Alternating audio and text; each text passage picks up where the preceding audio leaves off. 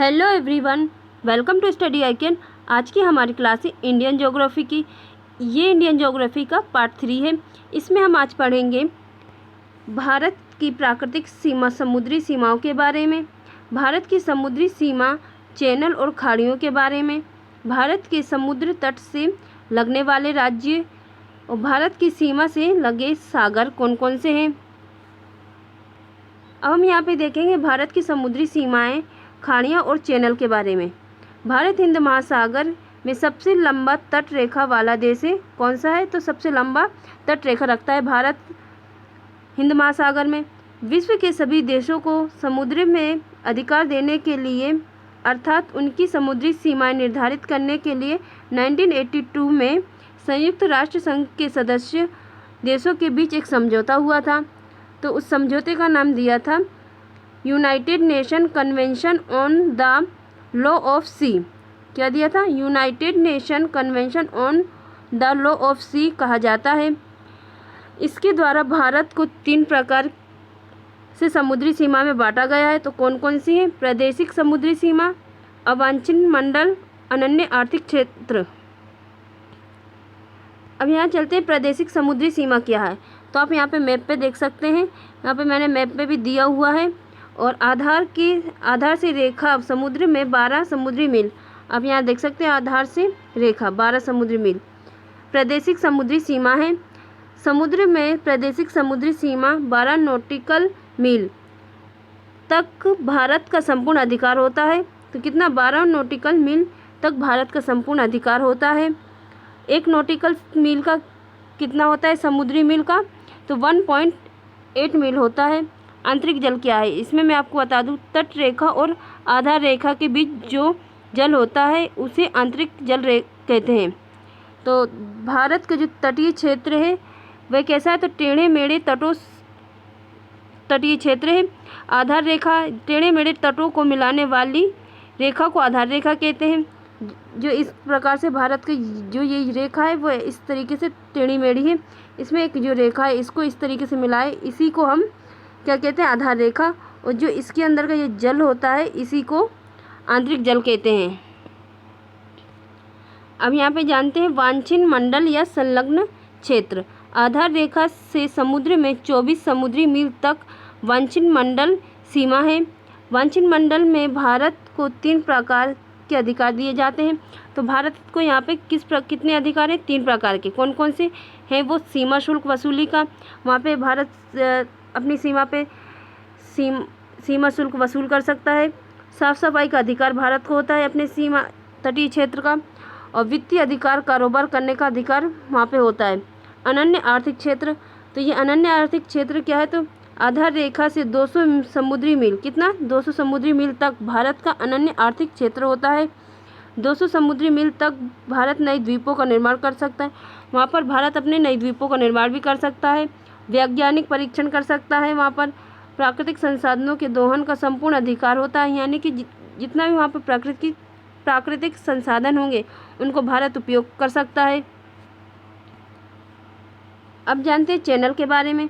तो चैनल क्या है? 2 द्वीपों के बीच में जो सकरा समुद्री क्षेत्र होता है, क्या होता है? सकरा समुद्री क्षेत्र होता है, उसे हम चैनल कहते हैं। चैनलों का नाम उनके अक्षांश के नाम के आधार पर होता है। किसके आधार पर होता है? अक्षांशों के आधार पर। उदाहरण के लिए 8 degree channel, 9 degree channel, 10 degree channel. तो 8 डिग्री चैनल के लिए चैनल मिनिकॉय द्वीप और मालदीव के बीच स्थित है। 8 डिग्री चैनल कहाँ पर स्थित है? मिनिकॉय और मालदीव के बीच स्थित है। 9 डिग्री चैनल कहाँ पर स्थित है? तो 9 डिग्री चैनल अक्षांश रेखा मिनिकॉय द्वीप और लक्षद्वीप के बीच स्थित है। मिनिकॉय द्वीप और लक्षद्वीप के बीच, ये आपको याद रखना है।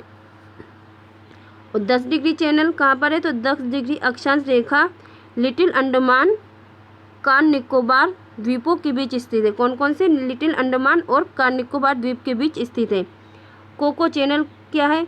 तो यह म्यांमार के कोको द्वीप और उत्तरी अंडमान द्वीपों के बीच स्थित है। इतना आपको समझ में आ गया होगा। 3 तरफ से भूमि से घिरी हुई समुद्री क्षेत्र को क्या कहते हैं? खाड़ी। जैसे बंगाल की खाड़ी, बड़ी खाड़ी को क्या कहते हैं अंग्रेजी में? बे कहते हैं, जैसे बे ऑफ बंगाल। सक्रिय छोटी खाड़ियों को अंग्रेजी में गल्फ कहते हैं, जैसे गल्फ ऑफ खंबात। अब यहाँ पे जानते हैं खाड़ियाँ कितनी है भारत पे। तो भारत में कुल 5 खाड़ियाँ हैं। कौन कौन सी हैं? तो ये आप मैप में भी देख सकते हैं कौन कौन सी खाड़ियाँ हैं और कहाँ पर है ये। और ये कच्छ की खाड़ी, खंबात की खाड़ी, बंगाल की खाड़ी, पाक की खाड़ी, मन्नार की खाड़ी। तो भारत में ये 5 खाड़ियाँ हैं।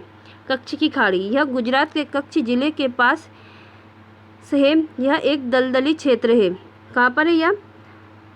गुजरात के पास है और एक दलदली क्षेत्र है।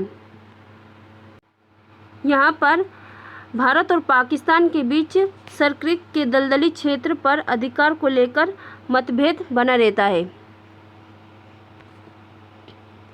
अब ये खंबात की खाड़ी, तो ये कहाँ पर है? यह गुजरात के दक्षिण में नर्मदा और ताप्ती नदी के मुहाने पर स्थित है। कहाँ पर? ये नर्मदा और ताप्ती के मुहाने पर स्थित है। यहाँ पर मैप पर देख सकते हैं आप। मन्नार की खाड़ी, यह भारत और श्रीलंका के मध्य, तमिलनाडु के दक्षिण में और रामसेतु के पश्चिम में स्थित है। कहाँ पर है? यहाँ पर ये भारत के दक्षिण में और रामसेतु, ये आपको बता दूँ, यहाँ पर ये भारत और श्रीलंका के बीच रामसेतु है, उसके पश्चिम में स्थित है। और पाक जल संधि क्या है? तो यह भारत और श्रीलंका के मध्य में स्थित है। यह बंगाल की खाड़ी को मन्नार की खाड़ी से जोड़ता है। ये जो है बंगाल की खाड़ी को, ये बंगाल की खाड़ी है यहाँ पे, इसको मन्नार की खाड़ी से जोड़ता है।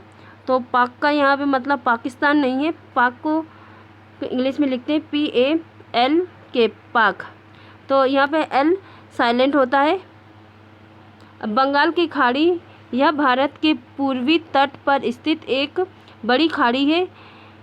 कौन सी है? तो यह बंगाल की खाड़ी, यह भारत के पूर्वी तट पर स्थित एक बड़ी खाड़ी है।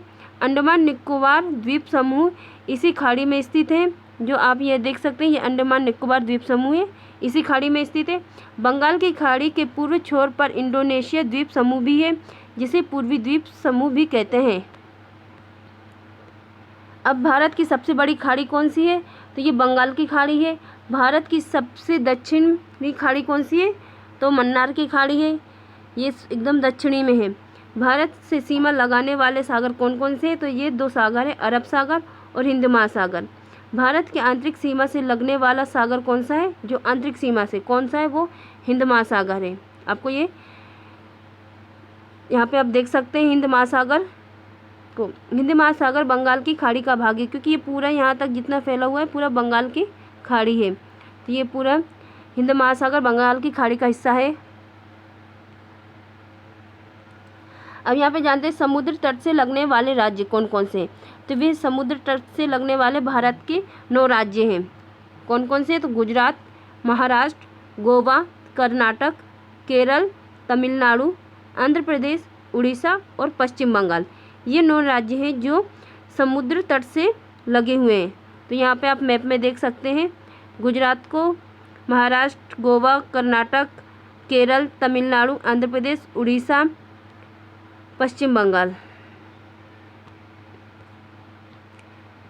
सबसे लंबी समुद्री सीमा वाला राज्य कौन सा है? तो आप देख सकते हैं सबसे लंबी समुद्री सीमा वाला राज्य गुजरात है। और उसके बाद आंध्र प्रदेश और फिर उसके बाद तमिलनाडु, ये 3 राज्य हैं, पर सबसे लंबी सीमा सिर्फ गुजरात की है। ये दोनों उसके बाद की अगर आपसे पूछ लिया जाए कि पहले नंबर पे कौन है सबसे अधिक सीमा वाला राज्य, या तो आप बता सकते हैं गुजरात। अगर आपसे पूछ लिया जाए दूसरे या तीसरे स्थान पर कौन है, तो आपको बताना होगा दूसरे स्थान पर आंध्र प्रदेश है और तीसरे स्थान पर तमिलनाडु है, जिसकी सीमा समुद्री तट से लगती है। और सबसे छोटी समुद्री तट से सीमा लगाने वाला राज्य कौन सा है? तो आप यहाँ पे देख सकते हैं गोवा को, काफ़ी छोटा है, तो इसलिए यह सबसे छोटी सीमा भी इसकी है समुद्र से। और इसके बाद के 2 राज्य कौन कौन से हैं जिनकी सीमा छोटी है? पश्चिम बंगाल दूसरे नंबर पे, तीसरे नंबर पर कर्नाटक जिसकी छोटी सीमा है। समुद्री तटीय केंद्र शासित प्रदेश कितने हैं जो समुद्री तट से जुड़े हुए हैं? तो अंडमान निकोबार द्वीप, उसके बाद लक्षद्वीप, फिर पांडुचेरी, दमन द्वीप, दादर नागर हवेली। इसमें 2 द्वीप हैं।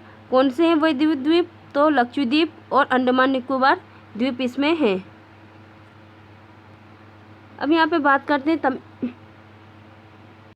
तमिलनाडु की। तो तमिलनाडु में क्या है, रामेश्वर द्वीप है।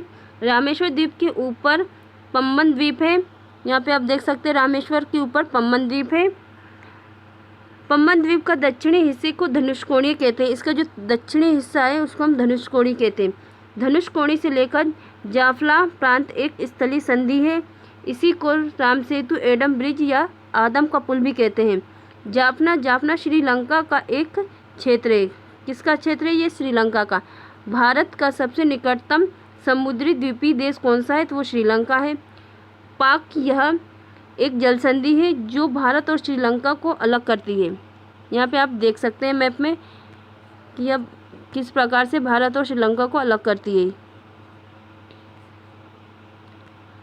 धनुषकोडी या धनुषकोडी तो यह भारत के तमिलनाडु के पूर्वी तट पर रामेश्वर द्वीप के दक्षिणी किनारे पर स्थित एक गांव या शहर है। धनुषकोडी पम्बन के दक्षिण पूर्व में स्थित है।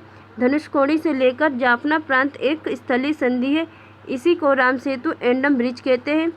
और रामेश्वर द्वीप क्या है? तो रामेश्वर द्वीप एक पम्बन द्वीप भारत के प्रायद्वीपीय भाग और श्रीलंका के मध्य स्थित है। एक द्वीप है। द्वीप भारत का हिस्सा है और इसका प्रशासन तमिलनाडु राज्य के रामनाथपुरम जिले के अधीन आता है। रामेश्वर नामक हिंदू तीर्थ स्थल इसी द्वीप पर स्थित है। और अगर आपने अभी तक वीडियो को लाइक नहीं किया है तो आप लाइक कर दीजिए और शेयर कर दीजिए, जिससे आप साथ में आप इसको सब्सक्राइब कर लें चैनल को, जिससे आपको डेली नोटिफिकेशन मिल जाए।